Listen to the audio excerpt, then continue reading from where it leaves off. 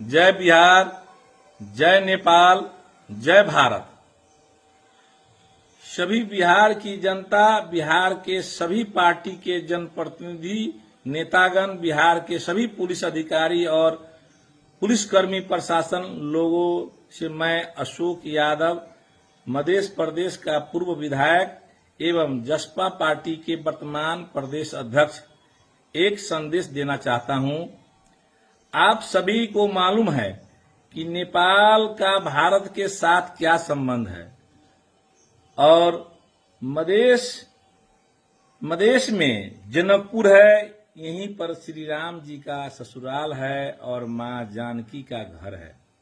हम उसी मधेश के रहने वाले हैं और मधेशियों को नागरिकता से लेके तमाम तरह के जुर्म, मधेशियों को उपनिवेशी बनाने का जो चल खेल हो रहा था और मधेशियों को नागरिकता से लेकर हरेक हिसाब से जो दमन किया जा रहा था, उसके खिलाफ में मधेश में आंदोलन चला था। जग जाहिर है, मधेश जन विद्रोह में हम लोग लंबे समय आंदोलन का नेतृत्व करने वाले में एक अशोक यादव भी शामिल था। मुझे पुलिस प्रशासन ने भी बहुत जुल्म किया, बहुत टॉर्चर किया, लेकिन जनता के, मधेश के जनता के बदौलत हम बाहर रहे और फिर मधेश राज्य का गठन किया गया। ये मधेश के राज्य ने अभी भी खसवादी अधिकारी है जो कानून का मजाक उड़ाते हैं, जो कानून का दुरुपयोग करते हैं, जबरन रात में कार्यालय खोल के अपने लोगों को फायदा और कमीशन उठाने के लिए रात में कार्यालय खोलाता है। मैं एक जनप्रतिनिधि हूं, जसपा का पूर्व विधायक हूं। जब जनता ने मुझे कहा रात्रि में कार्यालय खुलता है, मुझे विश्वास नहीं हुआ, तो मैंने कहा कि फोटो या वीडियो भेजो। फिर फोटो भेजा, फिर मैं अपने से गया वहां और मैंने एसपी से बात किया। एसपी ने हमें साले कहकर गाली दिया।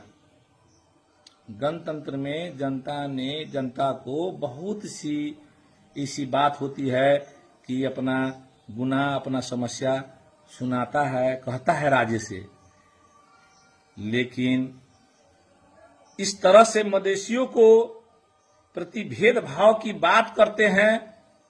ये जो पहाड़ी जो शासक जो कहते हैं खसवादी शासक, वो हम लोग को पहले से ही दमन शोषण के हिसाब से उस नजरिया से देखते हैं। स्वाभाविक सी बात है, मेरे मुंह से भी अब शब्द निकला, मैं एक आंदोलनकारी हूं। जिस तरह से भारत आजाद हुआ और आजादी से पहले एक आंदोलनकारी का क्या भूमिका होता है, वो क्या करते हैं। हम मधेसी आज भी आंदोलन की लड़ाई लड़ रहे हैं और आपको बता दें कि भारत में नेपाल के आंदोलनकारियों को शरण मिलता आ रहा है। शुरू से ही हरेक विभिन्न किस्म के आंदोलन हुई और आंदोलनकारी कोई अपराधी या हत्यारा नहीं है, लेकिन स्थानीय स्तर पर सरलाही के एसपी और डीएसपी गुंडागर्दी करते हुए भारतीय सेवा क्षेत्र में सेवाई इलाके वाले होते हैं, उनको गलत आपदा दे करके हमने गलत काम किया। हमारे रिश्तेदारों, मेरे रिश्तेदारों के ऊपर, मेरे रिश्तेदारों के घर में जाकर छापा मारा और छापा मार रहा है अभी तक।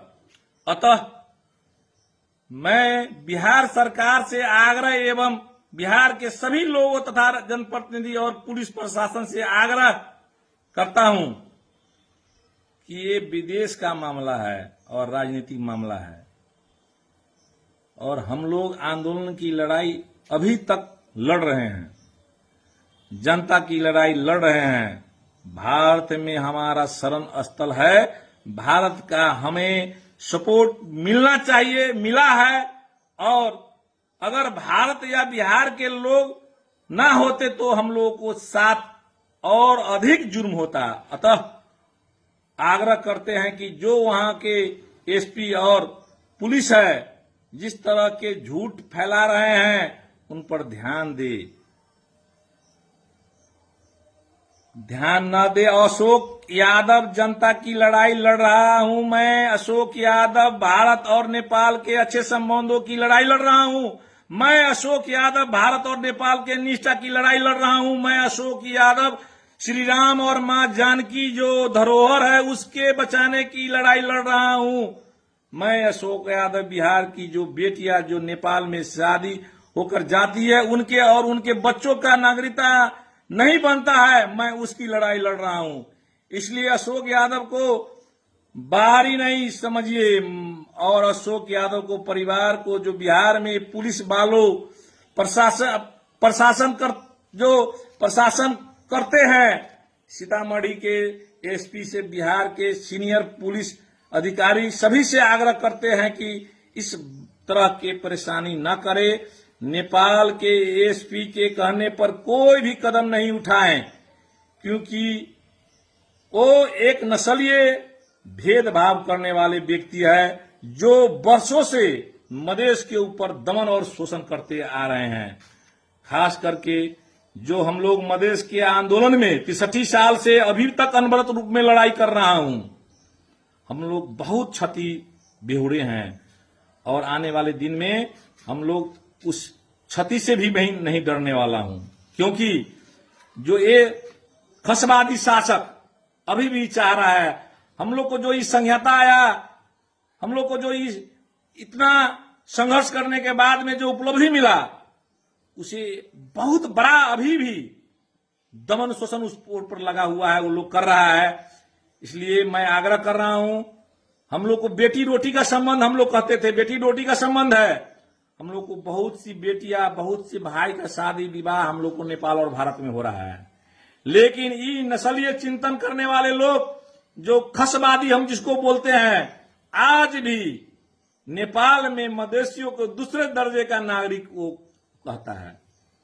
हम लोग बहुत बार क्या सोचे थे, इस देश से मधेश अलग होना चाहिए, लेकिन स्वाभिमान के लिए हम लोग नेपाल मेरा देश है, मैं उस देश का नागरिक हूं, वो भी मैं गर्व हम लोग करते थे। लेकिन इस दमन शोषण से हम लोग को भीतर से बहुत बड़ा अब आने वाला दिन में विद्रोह होने का संभावना है।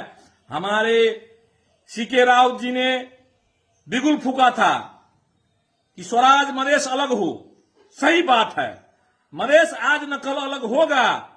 मैं रहूं न रहूं, मैं रहूं न या न रहूं, लेकिन मधेश में आने वाले जो संतति है, आने वाला जो पीढ़ी है, इस नस्लवादी जो चिंतन मनन करने वाला जो सोच रखने वाला जो लोग है उसको अंत होगा।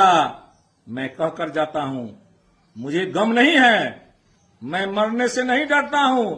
आज भी सुनते हैं कि ये एसपी और डीएसपी, मुझे हंसी भी आता है, मुद्दा पर मुद्दा दायर कर रहा है। मैं दिन में वीडियो बोला था, कहा था कि सैकड़ों मुद्दा दर्ता होने से भी मैं नहीं डरूंगा, जितना मुद्दा दर्ता करना है वो करो, लेकिन मैं राज्य से कहना चाहता हूं इंसाफ मिलना चाहिए, न्याय मिलना चाहिए। न्याय को बंदी बना के रखिएगा तो अंत होगा।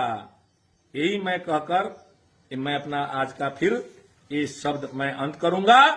फिर दूसरा एपिसोड में मैं आऊंगा, मैं बताऊंगा मधेश के जनता को, और वैसा गलत करने वाला को मधेश के जनता नहीं छोड़ेगा, ये मुझे पूरा विश्वास है। धन्यवाद। जय मधेश, जय बिहार, जय नेपाल, जय भारत।